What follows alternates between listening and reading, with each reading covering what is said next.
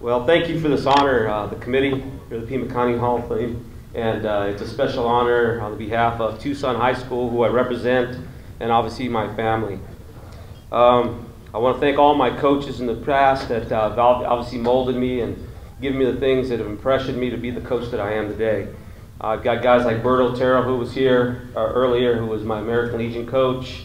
I've got some guys in the past like Richard Alday, Jim Fleming, who were coaches at Pima College, Tom Lundy, who gave me the opportunity there at Tucson High, who was my head coach, and then obviously Jimmy Lawler, who was also an Arizona guy back in the day.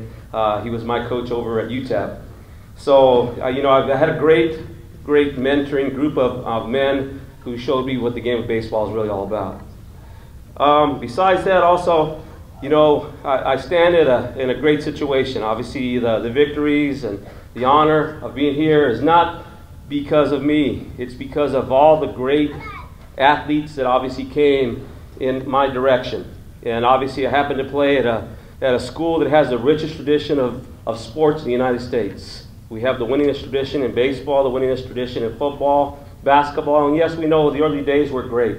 But we still try to pass on that same foundation to our young men today and understand that we represent a great honor and a great tradition of the school at Tucson High School. So it's been an honor of mine to have been at that school and continue to be at that school. And like I said, I've never given it nothing much more than my best as far as that part of the game on the field.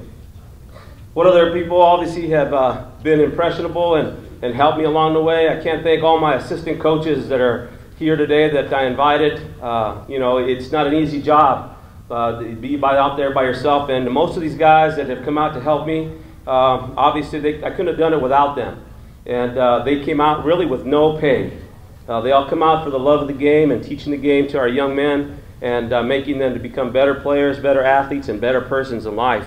And I've got guys like Mark Morris is over there. I've got Steve Perry, who's over there. I've got my longtime assistant, and he's now no longer with me, but he's doing a great job, I know, with his grandson, and that's obviously Steve over there, Steve Smith. And there's so many countless other guys that have come through our program that have helped us that I can't tell you. I've got current guys over there, Tommy Vega, and so forth. And then, of course, the greatest players that made our school what they are. I've got Aaron Aguilar. Not only did I coach baseball, most people know me in baseball, but I coached golf at Tucson High for 23 years. And it was a great run in the 23 years that I was there. I have Aaron Aguilar, who's over at Ventana. I've got Danny Mendita, who's the head pro now over at the Omni Resort. I had Richard Elias, who's the director of golf in Green Valley. So I was very fortunate, like I said, to have some of the great players like those guys. Then I got great baseball guys like Craig Bjornson, who's now a major league guy. He's actually the bench pitching coach for the Houston Astros in the big leagues. I've got Edgar Soto, who's the athletic director at Pima College. And it's just one of those things that I've been blessed to have people like that come through my door. And for me to be able to share my life with them and always, once again, give them that opportunity to become the best player they could be, the best person they could be. Who else do I got to thank? Of course, got to thank all my family members that are over there. I've got my sisters who represent my family. Both my parents are deceased now, and I tell you, the game of baseball really wouldn't have been part of my life if it wasn't for my mother and father. My mom was an avid Dodger fan. Tommy Lasorda was like her guy. And then my dad, on the other side, was a Yankee man. And so there was betting going on every series between those two. And I saw that as a kid. They are adamant about this game. And, I just saw the passion they both had. And I want to thank them, like I said, but I couldn't thank all my other sisters, like I said, for continuing that love of the tradition. They've always been there and supporting me in my sports over at Tucson High. And, of course, as we mentioned here before, can't be done without the most understanding wife. And my wife, Joanne, man, bless her soul.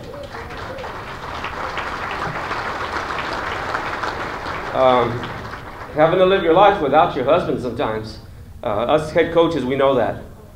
We put in, it's easy, 14-hour days. I leave the house at 6 in the morning, and I'm not home sometimes till 9 o'clock, 10 o'clock at night. So is that a real husband? I'm not too sure, but I thank her every day. Because I've had 4 children come through that, and those 4, she has given them their best. And so I want to thank Joanne again for your hard work.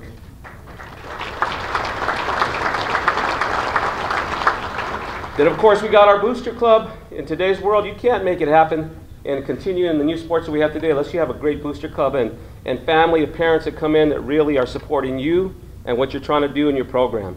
And today, I've got to thank Yvonne Carmona, who's sitting over there, who's been one of the best people that I've ever had come through our program. And I've had so many families with traditions at Tucson High, but Yvonne, I cannot thank you enough for what you do for me. I mean, she's really what makes things go on.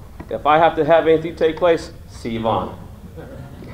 And so, Yvonne, I want to thank you very much for all that you've done for it at Tucson High. Just a couple quick stories. What molded me to be the man I am. And there's a couple of figures that stand out of my mind. Of course, I can't leave out the calm and collective Rich Allday.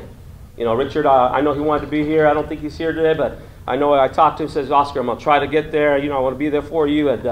But Rich was one of those guys that when I was at Pima College, he was a quiet, collective, very organized man. And I thank Richard for all he did for me. But he also had another sidekick on the other side that brought the fire in my heart. And that's that guy named Jim Fleming, who is actually in the Marlins organization. He's the top guy that runs all the recruiting in their organization. And Jim Fleming, I tell you what, is what made me the animal that I was early in my life in baseball. And baseball's changed a whole bunch from when I started back in 1983. Obviously, if you've heard some rumors about Coach Romero running his guys to the middle of the night, you betcha. And I can thank Jim Fleming for that because he ran me to the middle of the night one night for losing to Arizona Western. But one thing that Jim Fleming taught me was that you played the game right.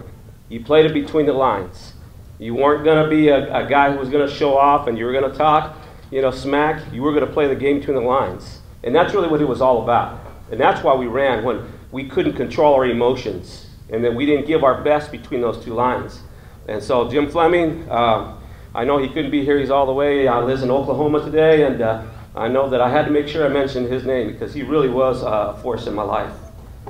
And then, of course, the last man, and we're all fortunate to have, if we have that father figure. And my father was a special man. Didn't ever get a chance to see me play too much in the 12 years that I played. Why? Because he put in 12-hour days. He had a 4th grade education. And but one thing he always said is, hey, son, don't be like me, be better than me. And he did give me that opportunity to get my education.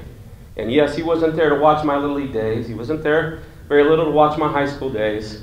And finally, as he got older in his life and he finally was able to get settled in, he did come watch as many of the JC games and collegiate games that I had that were left. And I want to thank him because he's the one that showed me what it was to be the person in pursuing excellence. And, I grew up in a mattress family, growing up and, tearing mattresses apart. And, I started off 6 years old learning how to work under him. And I would clean the factory. And this was a pretty big factory. It was about as big as this building probably. And he would want me to clean that building and leave it spotless. And if I didn't do it right, he would take the broom from me and he'd start brushing it himself. And then I would look at him and going like, Dad, I already did this. But he was trying to show me that I didn't do it well enough. And that it's not just about doing the job, it's about doing the best job you can do. And I saw that every single day about what it was to give your best every single day. And so, I thank him today. He was a man's man. He respected his wife. He showed us once again what it is to be good human beings and to give our best effort. And like I said, I couldn't have been the guy I am without those kind of people in my life. So in closing, like I said, I want to thank the foundation again, the committee, for accepting me here. It's been a long haul.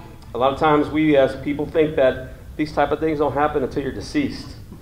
And I'm very happy to share that with everybody in my group and organization. If you could please stand up if you're here to represent me, I would love for you to stand up. I've got Mr. Noriega from Tucson High.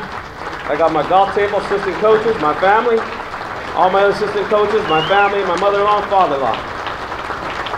Thank you very much.